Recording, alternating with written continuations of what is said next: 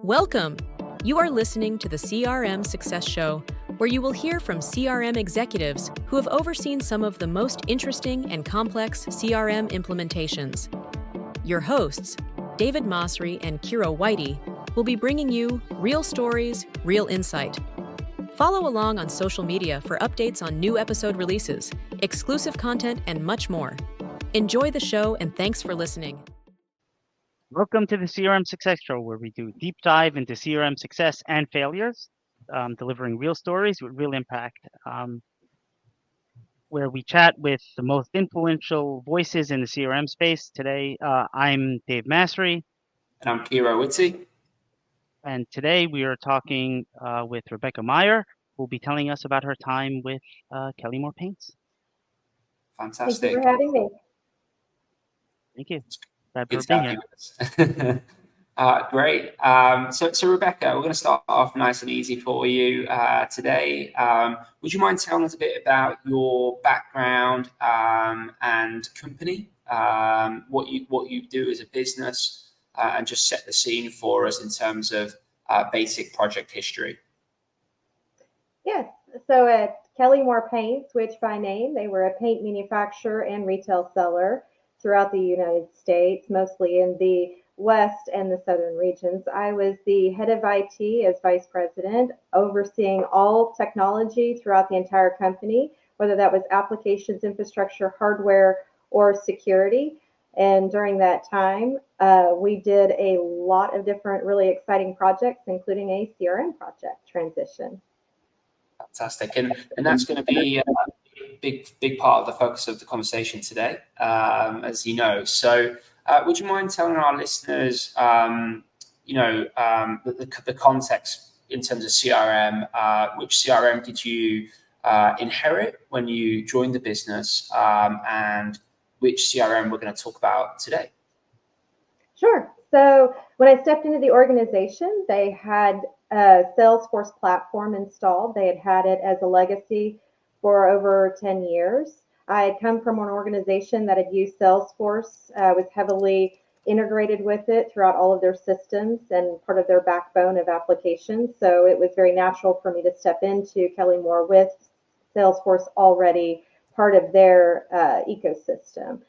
However, after spending a little time with the organization, the head of sales and marketing and other departments, and diving in with people and their job functions throughout different levels to see how technology was really a partner within their job on a continuous basis, I noticed some gaps, which, long story short to the end, led us to a transition between our Salesforce over to SugarCRM. Many steps in between and a lot of decisioning and thinking along the way, of course. But, at the end of the road, that's where the finish line led us. Great. Matt? Yeah, so before we jump into it, why don't you tell us, when you got, how Kelly Moore used, your CRM, right? Be it Salesforce, and then, what were the problems specific, that I guess why you were brought on, right? What were the problems you were facing that you were brought on to tackle, right? What was your, what was your mandate, right? What were you brought on to fix? Yeah, so I wasn't necessarily brought on to fix the CRM. They were quite happy with Salesforce as it was for the most part. But I think it had been a long time since anybody had really opened up the hood of that car and taken a look at the engine to see where there were some opportunities. They had installed it, in fairness, 10 years prior, really as a reporting system. It's important to know that CRMs may have different requirements based on the type of business and, more importantly, how the organization wants to interact on a continuous basis with that technology, including CRM. So when I got there, everything on the surface seemed okay. But I started to dig in, pull back the layers and ask enough questions that we really started to discover there was more we wanted out of the system. And from that journey, we actually did, work with, a variety of different CRM companies, applications to see what was more right size for us, because I think the most important part for anybody who's accountable for technology for an organization or who uses technology to not be married to a single application, but more married to what are we doing today and what do we want to do tomorrow, and how is that technology going to serve us, and do we have the right technology to get us from today to tomorrow in the manner that we want to have happen? Does it match our strategy? We were discovering it wasn't. We did work with Salesforce to discover if we could go forward with that. But every step forward we took, we started to realize that it was just not a right size for our business and for how we wanted to use a CRM system. Again, I came from a company that used Salesforce and very efficient, effectively, but they had a totally different, business model. They had a different way of managing customers.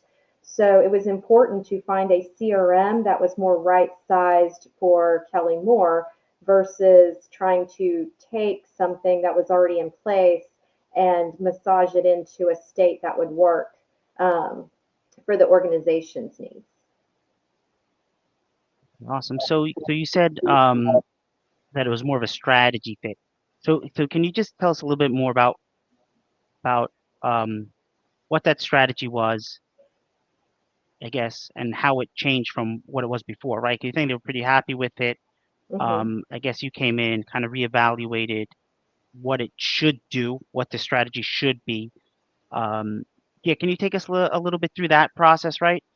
What would the shift in strategy specifically, and where you felt that you can best use CRM, right? Kind of, take advantage of that strategy and really, really push your business goals forward. And I guess that would tie in, right? What are the business goals that the strategy is trying to accomplish? Absolutely. So really the biggest piece of the system they were using was, the reporting aspect. And we already had several other applications such as Tableau that was supporting that side, that side of the business needs. The other pieces of it were some homegrown custom applications we had built out that we wanted to transition into a different direction. And to tear it down and rebuild it, candidly, was a very expensive, path within our strategy, but it met what we believed were our needs of the business. So it was more cost effective to rebuild elsewhere than it was to tear down and rebuild there. There was also, just the factor that Salesforce brings a plethora of features to the table, and that is fantastic for its technology. However, if you're an organization that's not going to utilize those, then you're paying for things that essentially are just, you're leaving on the table. One of the things that was different about the Kelly Moore business was the type of consumer that we had and who we really leaned into, and that was painting contractors. That was the majority of the business sales. So you couple that with the fact that those contractors had a much shorter runway of projects that they were communicating with us about to plan out the business. Salesforce is exceptionally good, in my opinion, at being able to go much further out into the future than what Kelly Moore's customers were providing us. So we didn't necessarily need that very strong piece of the application, which allowed a bit more simplicity in what we did need. There was also some concerns over the UI that had been both, through Lightning as well as some of our customizations that had gotten candidly a little messy over time. So we wanted to navigate away from that. We found that with Sugar, I have to put out the comparison there, they were more in-house with their SIs. You can obviously always go outside of them to get an SI, but they had a really strong department of developers and PMs that partnered with us, and we had a high level of confidence that those partnerships would take us on our journey faster and more efficiently from a lot of different angles. It was also a system that we were able to absorb a lot of the configurations in-house through their partnership versus what we were seeing with Salesforce at that time. So that's a lot of the differences we were seeing that kind of led us into that other direction. Again, the main focus for us was the fact that we were utilizing that customer data, which, as we know, data is gold, in a much shorter time frame, which didn't mean we needed something as robust as Salesforce, which is really good at that longevity of, customer management and all of the facets that go along with it. Just to interject there for a quick second, do you know why Salesforce was chosen in the first place? I know it's pre your time, but could you was it ever shared and kind of passed on, like, this is the reason we went with Salesforce initially?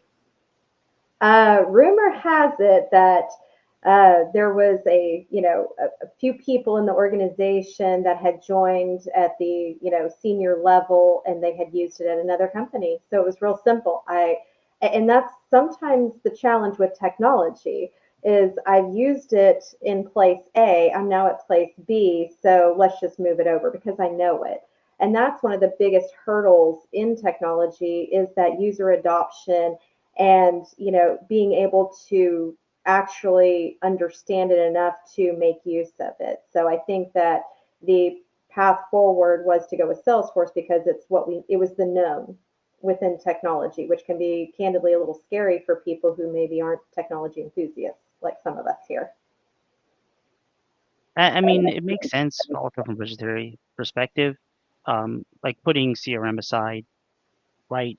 If you're going to pick a programming language, like you got to have a compelling reason to learn, a completely new platform and a completely new tech stack, even if the other stack is, somewhat better for the task at hand. That's my opinion. But anyway, in general. So, all right, so let's get back to it. So the decision is made. We're going to move off. You're going to go to Sugar.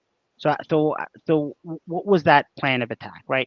How did you tackle, let's say, okay, I assume you got to move your data over, and some kind of budget, some kind of timeline, right? Did you do it in phases, right? Did you tackle regions? Can you tell us a little bit more about that? But just to set a little bit more context, my understanding based on what you're saying is that your target was hitting contractors that would convince their clients to buy Kelly Moore paints. That's kind of how you operated, and that's how you structured the CRM? Or were you targeting both end consumers directly? Right. So end consumers were not necessarily in the retail customer, if you will. You and I going buying 2 cans of paint to do our bedroom over the weekend. It's not necessarily those customers that were the main focus of CRM. It was the contractor side of the business, and it was a blend, right? There was obviously the contractors that had negotiated specific pricing, that would always come buy paint from Kelly Moore. There were also the contractors that would open up bids, right? If they had a large project, and we would go bid against our competitors to see who won. It really was a blend of different types of inbound traffic from the contractors in terms of projects, which honestly wasn't part of our scope, to consider on rollout. Rollout was more about how we were using the technology, our customer specific pricing, and the UI that allowed salespeople to put that into the system was a custom configuration, both in Salesforce as well as Sugar, and that was something that went for all of our customers. And it was a direct connect back into some of our other applications, such as our POS. So we kind of had to plan a one size rollout. We were unable to, due to other technology limitations with other applications, we couldn't do, say, a regional phased rollout. So rather go that direction, because once we launched, we had to kind of move forward with it. We decided to take a look at the platform. Obviously, during the sales pitch before contracts are signed, you're getting a glimpse at the technology. You're getting a good feel for it. You're not getting 100%. Nobody ever does, but you get enough to know that this is the right direction for us. Once you sign contracts and kick in the PM, that's when you start to really dig into the details. And we actually had decided early on to partner with a few of our, we call them business, right? Anybody outside of technology is our customers in the company. So we had partnered with certain people, certain, SMEs, if you will, organization members who were going to sit with us on this journey. They were on every call. They were our advisors, our guides, and they were the ones who started to really look at it with us, throughout the project to decide, essentially tier it into buckets. What's the most important? What's the medium? And it's nice to have, but it's not necessarily a day one. So we decided to go with an 80% rollout, if you will. We put, a plan in place to roll out 80% at launch with a plan to roll out the other 20 as we went forward into a duration of time. We had a very quick rollout as well. That's kind of important to note. We candidly didn't give enough runway. We were warned, but we were very aggressive. And part of that was, contractually driven, like many companies. You want a nice cutover and not pay for a technology longer than you need it. So in our drive to marry it up, we created a very short runway. So we, in some ways, had to move forward with partial baked. But I believe that a partial baked rollout is always smart, because you don't want to put something out 100% to find out you missed something. And there's brilliant people throughout the entire organization that you can't tie them all up every single minute of the day for a project. So they won't get their eyes on it really in full until you've rolled it out. So that was our strategy, right? Was to roll it out knowing we would have some changes, and we baked that into our SI costs as well as our timelines to the executives and the board. So it sounds like you're up for a Salesforce contract renewal, and you're like, we're not starting that clock, right? Because they'll hit you for a full year, I guess. Exactly. And they were very kind.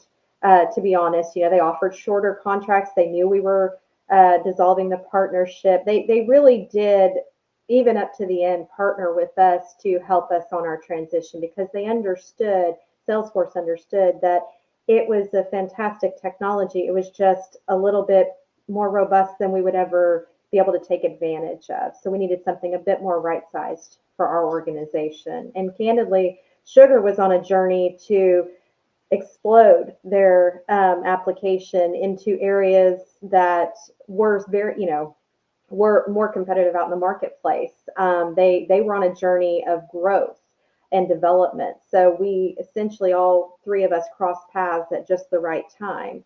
So we knew as an organization at Kelly Moore that adopting Sugar didn't suddenly create limitations. There were still many facets of that technology we still weren't taking advantage of. But we also knew as a company, as we grew, that Sugar was going to grow and mature the application with us.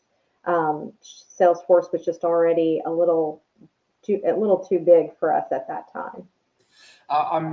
We want to transition into kind of talk a bit more about the journey with the aggressive or maybe ambitious timelines to do a partial launch in a moment. But I think, just for context for our listeners, this is about 3 to 4 years ago, right? That we're talking, when that initial decision was taken to transition from Salesforce to SugarCRM, correct? Correct. Yeah. So I'm curious at the time, are you able to share what other kind of CRMs you were evaluating alongside SugarCRM, at the time? Yeah, so we did evaluate a few. I would say that the most memorable one was Dynamics. We did look at them. We were opting to explore some applications that Oracle partnered well with, as that was also one of the core applications within our existing tech stack. So we were looking at what they could bring to the table as well. Again, Sugar had a combination of factors that were just right for us at the time, which made our answers pretty easy, which direction to move towards. Perfect. And then I guess so I want to talk a bit more about the journey and the challenges. I think you hinted to a couple. The timeline was perhaps, like I mentioned, ambitious, but you were able to kind of do a kind of an 80% type rollout in terms of completion. I guess, talk to us a bit more about that journey. What worked, what didn't work, any surprises you weren't expecting, during the rollout and the migration. Were there moments you had to pivot and slightly change direction? Was it always your plan to do a partial rollout, or was that something that, just given the timeline crunch, you had to say, okay, we can't do a 100% full rollout? I know you mentioned the benefits of that, but initially, was that the plan from the get-go, or was that something due to the timeline restriction? That was always the plan from the get-go. I think it's a smart play for technology to never try to achieve 100% at rollout, because inevitably the users will get their hands on it and they will find areas of opportunity that you're going to have to address. So whether you claim you're rolling out at 100% and you have a phase 2 baked in, we'd always planned on a phase 1 and a phase 2.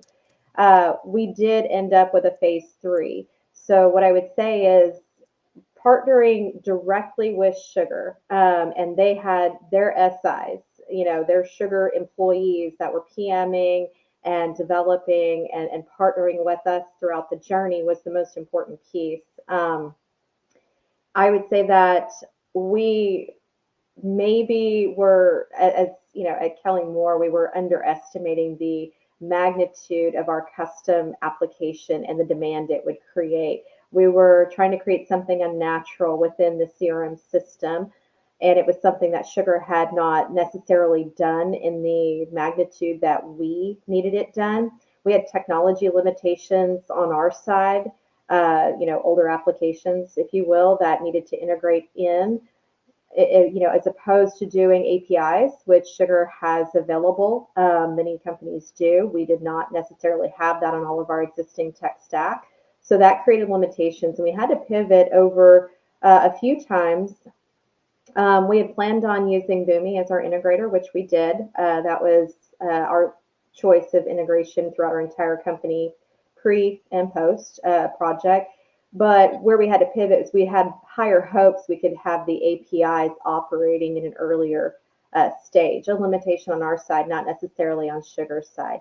The other thing that we had to pivot on was some of our desires for how we enable pricing throughout our entire tech stack.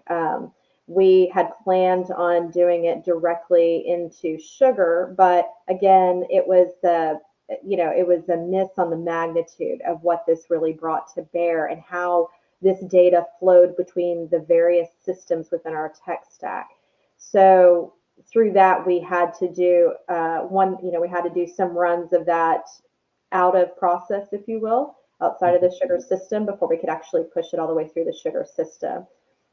Again, these are, candidly, these were unnatural things for a CRM system, unnatural for Sugar, but it was something that was always in our wish list to do, and we had very optimistic high hopes we could make it happen on a very short runway. I think it was once compared, we're no longer on a runway, we're on a launch pad in a helicopter. And that's literally what it felt like at times. But I would say overall, one thing that comes to mind that was pretty amazing at a pivot, we had planned on doing a direct data load in, and we had tried for about a week, and it was just failing because the number of records we were trying to push forth.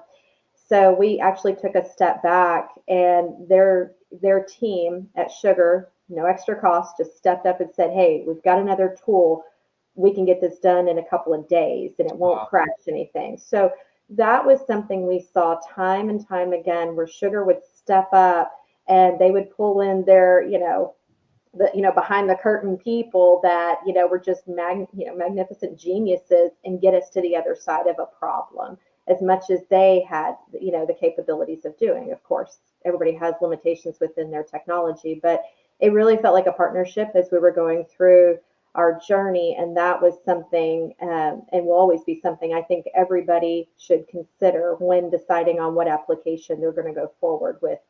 So that was I hope I answered your question. Yeah, you did. I guess user adoption is one of the biggest challenges that we hear when having these conversations, right? And you mentioned establishing change champions, let's call them, subject matter experts from different departments within the business that felt involved and included, voices heard throughout the project. How much success of the go live would you attribute to that decision specifically? How important was having those subject matter experts and change champions in those departments to the overall project success, would you say, and ensuring a smooth go live? Yeah, so that's a great question. I've been on both sides of the fence when it comes to technology, right? I've been the recipient of new technology and learning how to use the application. I've also been the one rolling it out and in charge of doing it many times. I would say that an interesting story. So we were in negotiations with Sugar, and every company that you talk to always tells you their success stories, right? They've got it posted on their website. You can read up on them, watch videos. And I asked a very important question. I said, I really want to talk to somebody who is not a fan of yours with the technology, that had major breakdowns throughout the process of getting the application launched. And they very kindly accommodated me with two different customers, and I got to speak with both of them. And one of them said that the failures of rollout weren't necessarily the technology, but their underestimation of that change management piece of it, that the user adoption side of it, and the lack of champions, that they didn't grow throughout the process. So really, I can't take credit for that piece of the strategy I had to bring some of these people to the table with us throughout the journey, because it was already called out that was a big opportunity. CRM is, CRM systems are robust. Again, I think people in technology can underestimate the ease of using a new application. For us, our salespeople weren't sitting at a desk, 24/7. A lot of them were out, they're running and gunning, they're in their cars, they're on their app, their phones, they're on their iPads. So they didn't necessarily have that desk time to really sit and call us for help or anything. We had to make sure that rollout was as smooth as possible. So we actually put more into our budget for the project to accommodate for additional training. In fact, I think we went up by 3x of the dollar amount. And we built a very strong plan with Sugar to get us through that. Several weeks of, phone a friend, straight to Sugar, right? Straight to the PM I was working with and the developer I was working with, not support staff, right?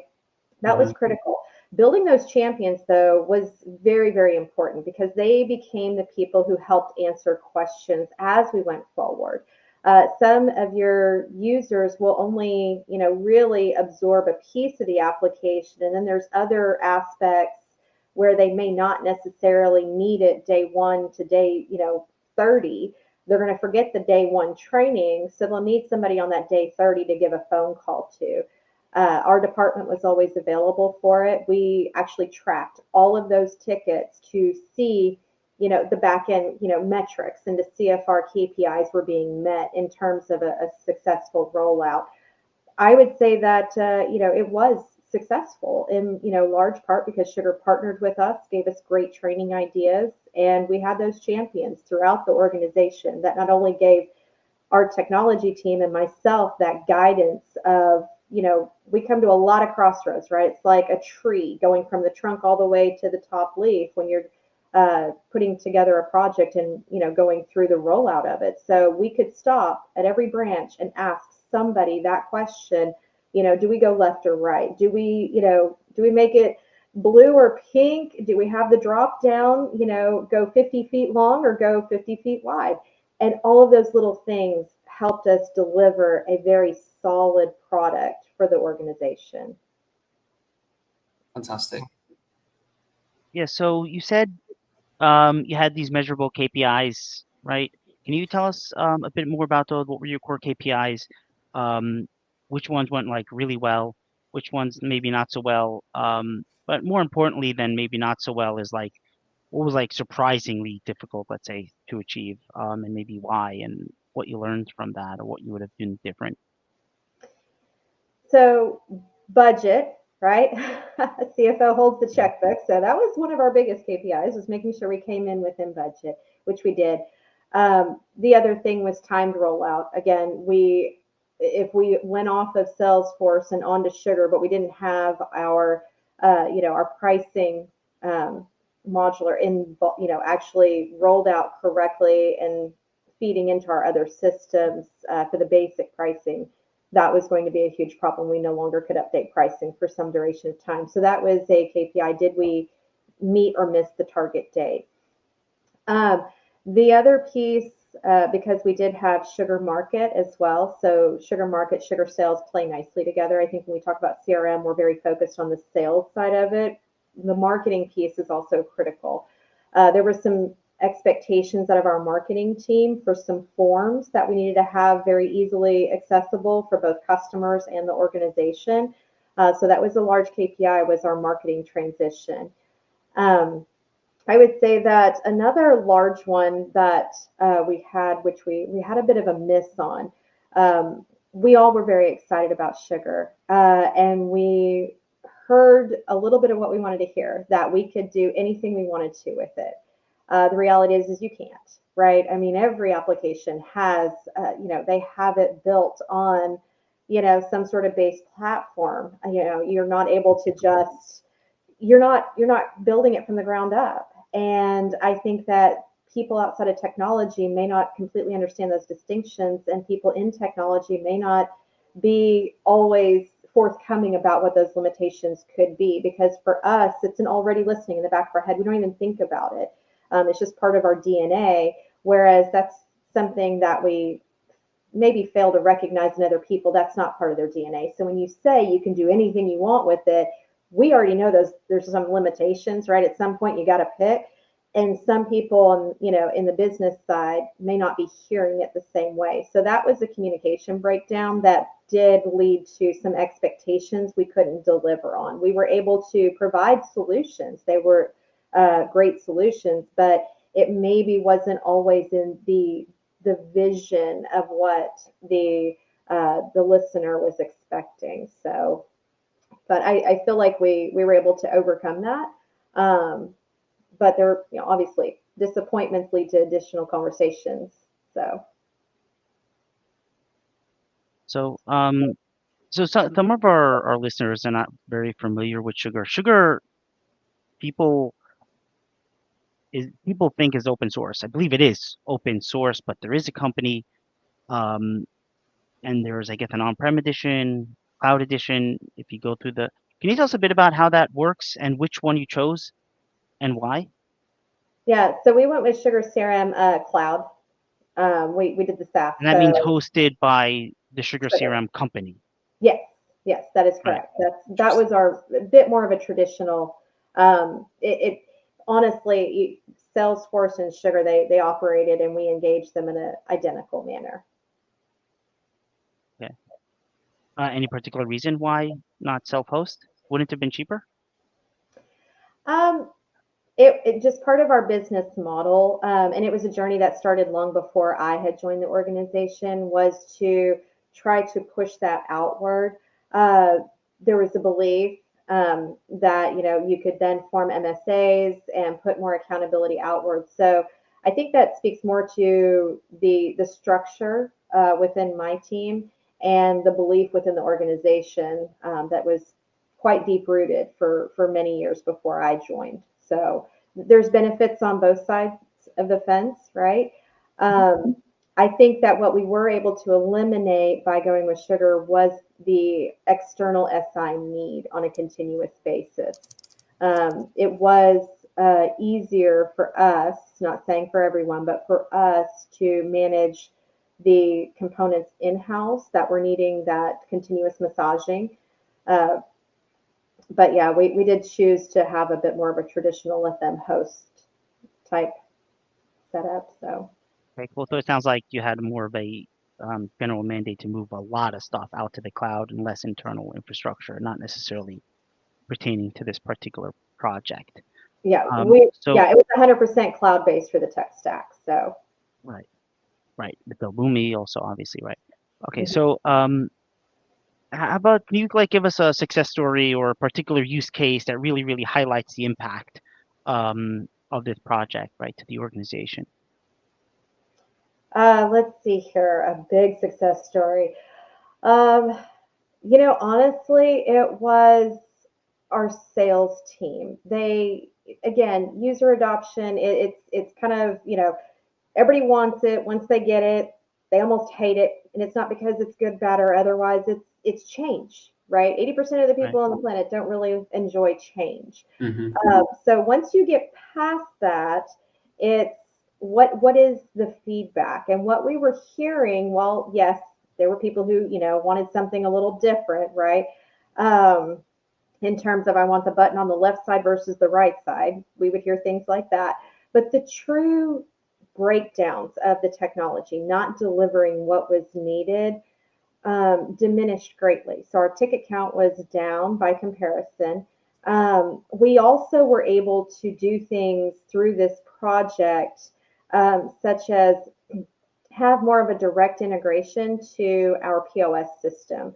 So with Salesforce, and again, this we probably could have redone all of this with Salesforce had we gone through the journey with them. Um, but we had, a lot of, hook and ladder to get information throughout all of our various systems.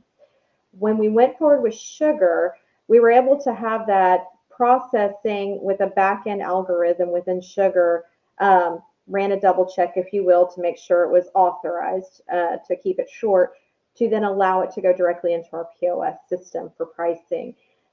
Previous to that, we actually had a team of people processing paperwork. So we were able to eliminate a lot of steps that were taking up people's days. And then we were able to take that team, who was the back end support for sales, um, put them into a different path to help contribute towards the organization and our strategy of growth. So it really allowed us to simplify some of the more manual processes within the organization. And that's because we were on a journey of operational modernization. We wanted to really lean into technology to perform some of the more basic functions rather than a person. And we were successful with that. So it wasn't very specific, maybe, but it was probably one of the best things that did happen to us throughout this process. right. So you did a lot of general process improvement at the same time, automation, and really made people essentially more productive, right, and more efficient. Um, Exactly. Yes. okay. Anytime you had to like pivot in the middle of the project and like we're just going down a bad path, scrap, change direction. Not obviously not with the whole project, but with like particular components or anything like that. You had mentioned the integration tool, right, with Boomi, I think. Any other examples other than that one, I guess? Sure. Yeah, we had to pivot quite a bit. I think that when you do try to launch a new application, especially when you consider you as an organization, depending upon who you are and what you do, most of the time CRM is considered one of your top tier applications, very robust. So when you try to, speed down the runway as opposed to jog comfortably, you're going to have a bit more of an agile kind of process about you. You're going to have to be willing to pivot frequently. So we did have a lot of little pivots along the way. One of the largest pivots we had outside of the ones I've already mentioned was simply the fact that we had to reverse some of our rollout steps. And I'll be candid, it caused us problems. In hindsight, it was one of our post-mortem review items that we should have just paused as opposed to try to put one foot behind the other because we tripped later on as a result. So the idea was when we brought some of the users to the table, they wanted to see more than hear about what the application could do. So Sugar kindly put together a mock-up, if you will. And then the team was supposed to take it back and redline it. Sounded simplistic enough. Unfortunately, the sugar team built it out, and we took more time to review it than we should have. And they had to keep moving on their journey, right? They had to keep moving the project forward. So by the time we got to a stage further down the road to say, hey, we want to change, I'll call it XYZ, for example. We want to change XYZ. That had already been very well baked into the code of customization, right? So we had to choose, do we tear it apart and restart because we're out of time? Or do we just try to keep putting a few band-aids on it? We put some band-aids on it, and then we put more band-aids on it, and then eventually the first band-aid fell off, and it caused a little bit of a mess that we went back later to fix after everything was already rolled out. That's where I said earlier we had a phase 3 come about that was an unexpected phase in our process, and that's what phase 3 was about, was trying to dig under some of those layers and see candidly what the heck happened and how the heck do we fix it. Again, in hindsight, try not to plan a run down the runway, right? Try not to plan a sprint, try to plan more of a marathon in the process, and take a little bit more time up front if you are going to bring those champions to the table throughout your journey, to make sure that you're really discovering what those business requirements are and digging a little deeper, and explaining exactly what's going to happen when we start moving that forward. So I would say that that was probably one of those examples of where we had to change directions and create a phase 3. I think in terms of obviously lessons learned, that's one in particular a great example. I think the key takeaway I take from that is really understanding your business requirements, right, and investing a little bit more time up front to get those right. Would you agree? I would agree, absolutely, and have a really good understanding of the amount of data that the system can hold and produce back out in a rapid, we're real time, instant expectation kind of society right now. So you have to get a really good understanding of what will that look like in the application. We were asking the application, the CRM Sugar application, to do things that really were more of a Tableau function. And we were on a journey to try to, if you will, reorganize our data flow to allow Tableau to produce a little bit more of those reporting views versus coming through Sugar. But the really cool thing about Sugar is that there is a function where they can replicate to another site. So essentially you'd sign on to Sugar as a sales rep, and then you'd click on a report that was actually coming from Tableau. So you would then sign into Tableau, but now you're seeing those reports in the Sugar, UI, right?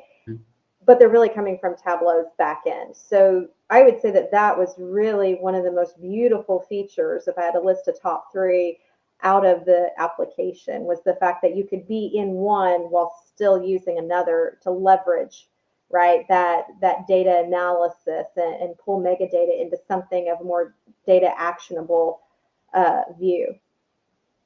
It's pretty cool.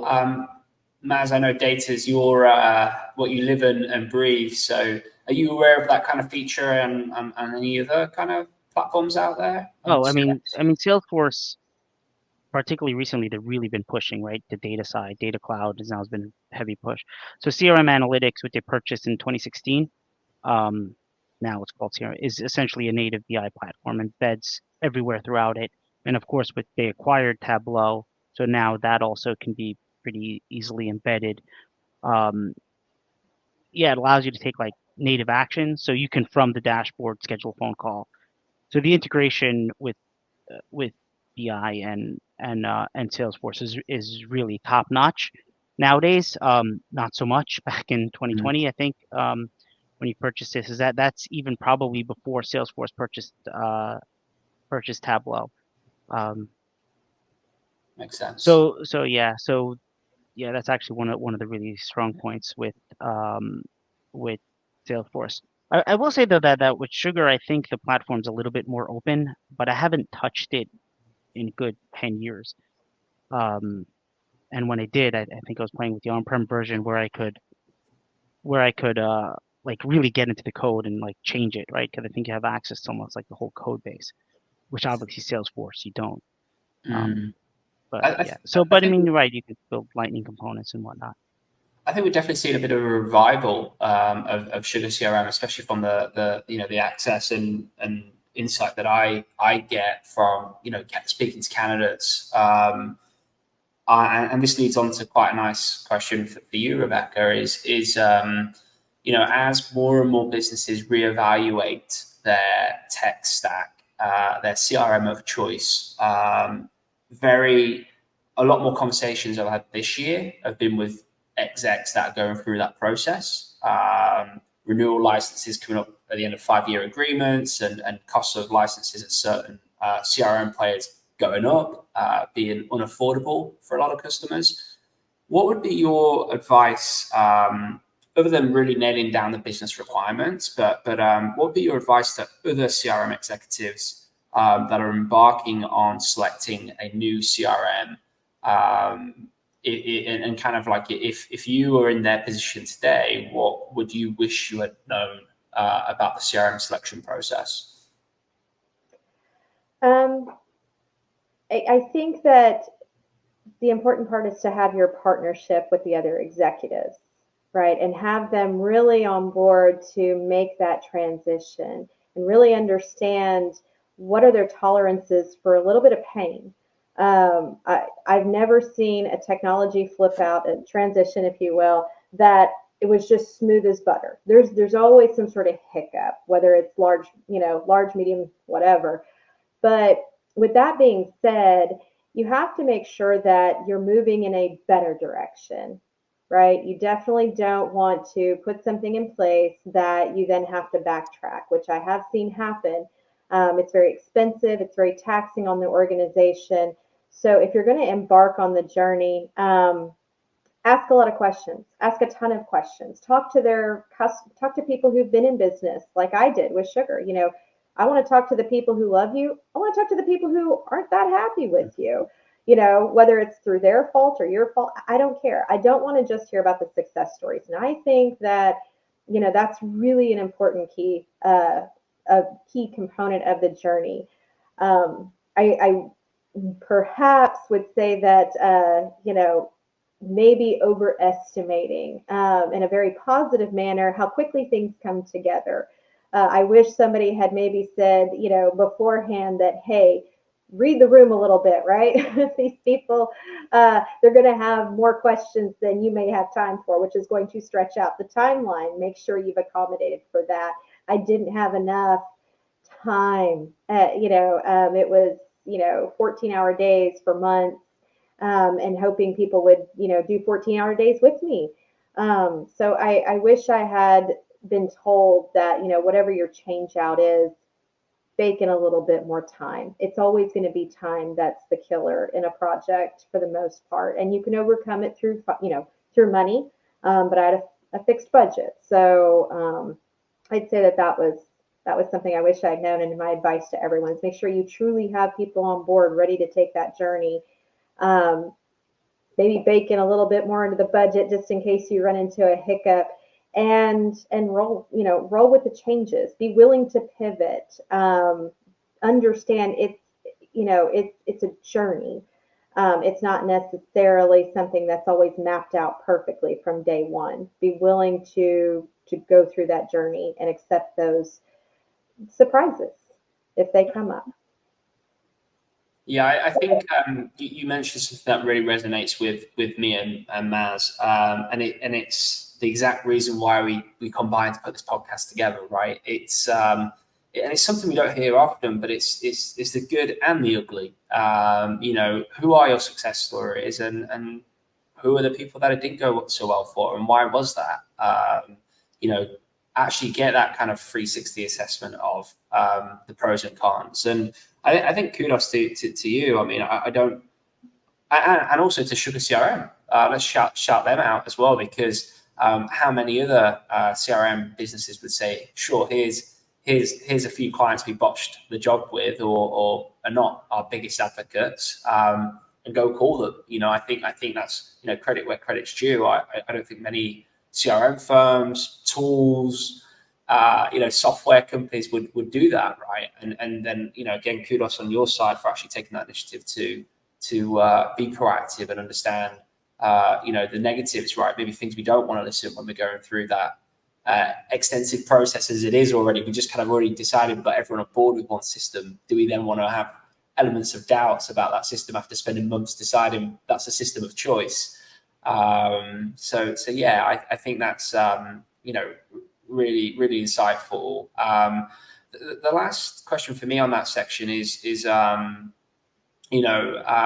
around kind of your overall satisfaction and happiness with the outcome. If you have a little bit of time to reflect on a scale of 1 to 10, 10 being super happy, 1 being disaster, where would you rank your transition to SugarCRM?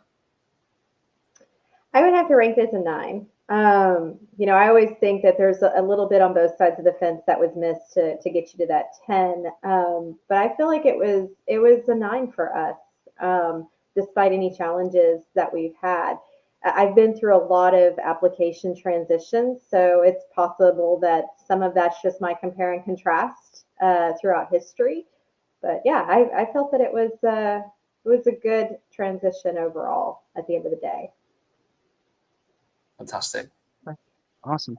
So just a bit more forward looking, and the CRM space is right. It's rapidly evolving across the board. I think all the major vendors are putting a lot of innovation. So in terms of just CRM in general, like what trends or innovations are you really excited about, and you think going to really, really be a big impact in the near future? Like, where do you see the industry going? Well, I mean, for me, I think that data is everywhere. I mean, there is so much data out there right now. It is Yeah, I know it. incredible. And that's great, right? But then you leave it to, well, what do we do with it? You pull it into a report, right? And then you put it in front of a human who's going to sit there and spend forever reading it and going over it. So I think where CRMs are winning and other technologies, candidly, is when they take that data and instead of expecting it to be pushed out and then pulled back in as a decision, that they have it built internally into their system to make it actionable data. That's how I like to think of it. That data is fantastic, but if you can't create an action and help give direction for someone, such as customer A needs to have a phone call, have you noticed that their sales have been dropping off, versus customer B, you called 3 times last week but their sales are fine. Trying to use some of that, the AI, to generate actions, to put it simplistically in front of a salesperson. Remember, salespeople, they're on the phone. It could be in their car driving. They're negotiating. I mean, they are some of the busiest people in an organization and probably the least likely to be in front of their computer unless you're talking about the people on the manufacturing line, right? So when you take that into consideration, you need a very simplistic tool that gives them what they need, when they need it, rapidly, and is has a nice, beautiful UI. I think it's very, when I've looked at a plethora of applications across different uses throughout an organization, it's something that seems missed in a lot of them. Just that UI for the user. They need to easily find whatever it is they're looking for. So I think that the CRMs that are going to win in the space are those that consider the UI, consider the simplicity of trying to produce answers, and then of course the actionable data. Do something with all of this data to give direction versus give a report to somebody. Yeah, so just a quick point on that. Wholly agree. One of the biggest mistakes that impact user adoption is you're building a system, management has reporting needs, like I'm talking senior management, right? They have reporting needs. They're the ones also paying the bills. They're the ones who control the budget. and there becomes a heavy focus on meeting their reporting needs as opposed to meeting the user needs sometimes. So sometimes they, they want to report on X, Y, and Z, and that doesn't really add value to the end user.